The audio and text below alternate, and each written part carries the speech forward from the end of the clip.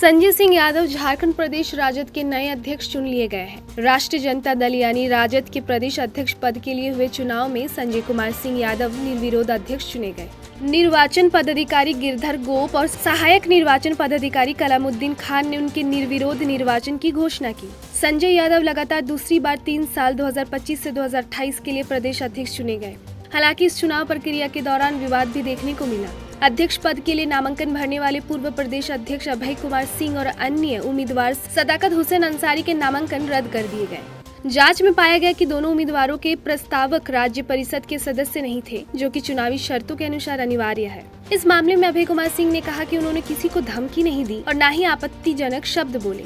उन्होंने आरोप लगाया कि पूरी चुनाव प्रक्रिया पूर्व नियोजित एक व्यक्ति को अध्यक्ष बनाने के उद्देश्य से की गई। राज्य परिषद के सदस्यों की सूची सार्वजनिक नहीं की गई और पूरी प्रक्रिया पारदर्शिता से परे रही।